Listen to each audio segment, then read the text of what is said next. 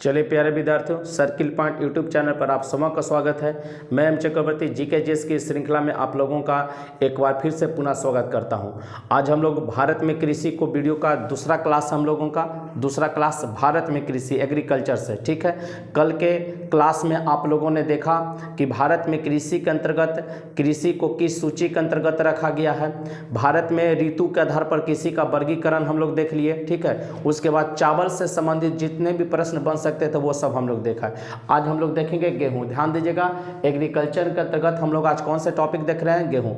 जिसने भी पहला इसका क्लास एग्रीकल्चर का आप लोग नहीं देखें तो प्लेलिस्ट से जाकर आप लोग एग्रीकल्चर का पहला क्लास देख लीजिए, ताकि गेहूं के बारे में आपको समझ में आए कि रबी फसल क्या है, खरीफ फसल क्या है, ठीक है, जायद फसल क्या होता है। तो आप लोग जाकर वहां से क्लास को देख लेंगे, कंटिन्यू करेंगे, तब दूसरा क्लास आप देखेंगे तो थोड़ा बेहतर समझ में आएगा। क्योंकि ये गेहूँ है तो गेहूँ के बारे में जितने भी प्रश्न आपको बन सकते हैं वो सब ले लिया गया है। तो चलिए बिना समय बर्बाद किए हुए अब बढ़ते हैं हम लोग गेहूँ की तरफ। चलिए देखेंगे, ध्यान देंगे।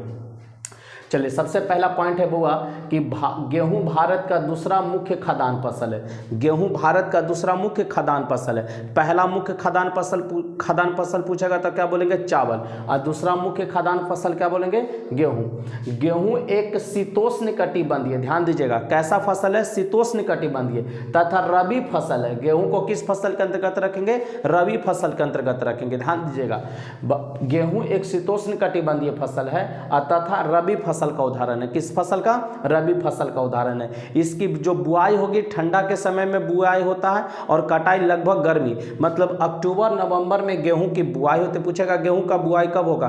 तो अक्टूबर नवंबर के महीनों में गेहूं का बुआई होगा और मार्च अप्रैल तक गेहूं का कटाई होना चालू हो जाता है। तापमान ध्यान दीजिएगा, 10 से 20 डिग्री सेल्सियस। गेहूं के लिए कितना तापमान चाहिए? 10 से 20 डिग्री सेल्सियस इसका तापमान चाहिए। वर्षा 30 से 60 सेंटीमीटर, कोई खास वर्षा नहीं, हल्की वर्षा इसके लिए जरूरत है।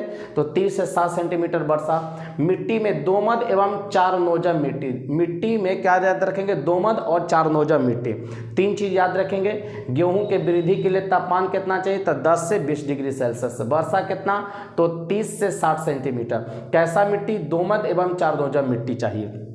अगला, गेहूं घास कुल का एक वर्षीय पौधा है। गेहूं किस कुल का? घास कुल का एक वर्षीय पौधा है। घास कुल का याद रखेंगे, गेहूं घास कुल का एक वर्षीय पौधा है। गेहूं का वानस्पतिक नाम पूछेगा तो ट्रिटिकम एस्टिवम। ट्रिटिकम एस्टिवम याद रखेंगे। पूछेगा गेहूं का वास्तविक नाम क्या है? तो ट्रिटिकम एस्टिवम है। गेहूं में ग्लूटीन प्रोटीन, ध्यान रखेंगे, कौन सा प्रोटीन? ग्लूटीन प्रोटीन अधिक मात्रा में पाया जाता है। पूछेगा कि गेहूं में कौन सा प्रोटीन पाया जाता है? तो ग्लूटीन प्रोटीन अधिक मात्रा में पाया जाता है। कौन सा प्रोटीन? तो ग्लूटीन प्रोटीन अधिक मात्रा में पाया जाता है। अगला क्वेश्चन, भारत में हरित क्रांति का सर्वाधिक प्रभाव किस पर पड़ा? गेहूं पर। पूछेगा जब भारत में 1966-67 में हरित क्रांति आया तो सबसे अधिक अच्छा प्रभाव किस पर पड़ा? तो गेहूं के फसल पर पड़ा था। हरित क्रांति कौन लाए थे? M S Swaminathan. भारत में कौन लाए? 1966-67 में एम एस स्वामीनाथन। आप पूरे वर्ल्ड स्तर पर बोलेगा तो doctor Norman Borlaug, doctor Norman Borlaug. और बोरलॉग पुरस्कार भी पूछता है आपसे, किस क्षेत्र में दिया जाता है? तो कृषि के क्षेत्र में। दो तीन बातें याद रखेंगे। हरित क्रांति भारत में कब आया? तो 1966-67। लाते कौन है? तो एम एस स्वामीनाथन। पूरे वर्ल्ड स्तर पर कौन लाएंगे? तो नॉर्मन बोरलॉग, नॉर्मन बोरलॉग। अब बोरलॉग पुरस्कार किस क्षेत्र में? तो कृषि के क्षेत्र में। हाँ, श्वेत क्रांति बोलेगा तो बिल्कुल मारेंगे आप उत्तर, डॉक्टर वर्गीज कुरियन। डॉक्टर वर्गीज कुरियन श्वेत क्रांति के जनक। हरित क्रांति में सबसे अच्छा प्रभाव किस पर पड़ा था? गेहूं पर पड़ा था। और सबसे बुरा प्रभाव भी पूछता है तो ध्यान रखेंगे दलहन पर। क्या याद रखेंगे? दलहन पर। चलिए आगे देखेंगे। गेहूं के दो प्रमुख रोग हैं, ठीक है। गेहूं में होने वाले दो प्रमुख रोग हैं। पहला है करनाल बंट रोग। पहला कौन सा? करनाल बंट रोग। किसके द्वारा? कवक के द्वारा। पूछेगा गेहूं में कौन सा रोग होता है? तो करनाल बंट रोग होता है। किसके द्वारा होता है? तो कवक के द्वारा। दूसरा रस्ट या कीट रोग। रस्ट या कीट रोग, ये भी गेहूं का होता है, ये भी कवक के द्वारा। लेकिन कौन कवक है? पक्सीनिया कवक है। पक्सीनिया कवक है। पक्सीनिया कवक द्वारा। पक्सीनिया कवक द्वारा। तो गेहूं के दो प्रमुख रोग कौन? करनाल बंट रोग और रस्ट या कीट रोग। गेहूं की कुछ प्रमुख किस्में हैं। गेहूं की कुछ प्रमुख किस्म आपको दिया गया है। तो सबसे पहले देखेंगे सोनालिका और अर्जुन। ये दो गो ट्रैक्टर के नाम से आप याद रखिएगा, सोनालिका अर्जुन। फिर देखेंगे अर्जुन कुंदन, गिरिजा।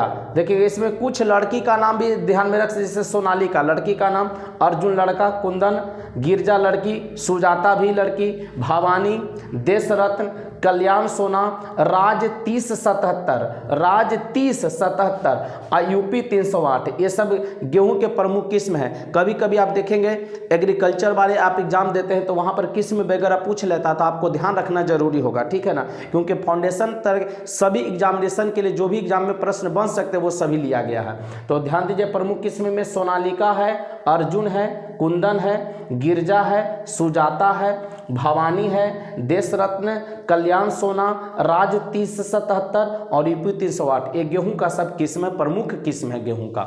चलिए अगला देखेंगे, गेहूं अनुसंधान केंद्र, इंपॉर्टेंट क्वेश्चन, कहाँ? तो करनाल हरियाणा में।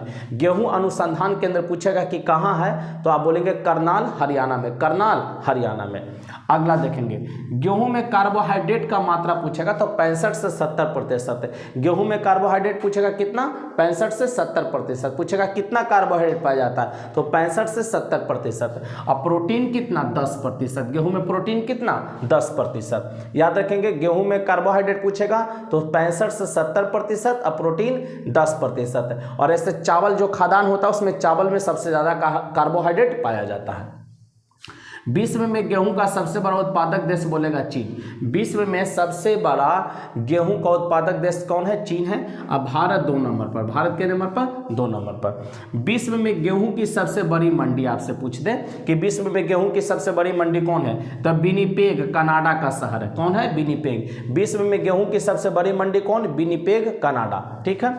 यूक्रेन को रोटी की डलिया कहा जाता है, इंपॉर्टेंट सवाल है, ध्यान रखेंगे। यूक्रेन को क्या कहते हैं? रोटी की डलिया। और 2 घास का मैदान आप याद रखेंगे, पेयरी घास का मैदान उत्तरी अमेरिका और पंपास घास का मैदान दक्षिणी अमेरिका।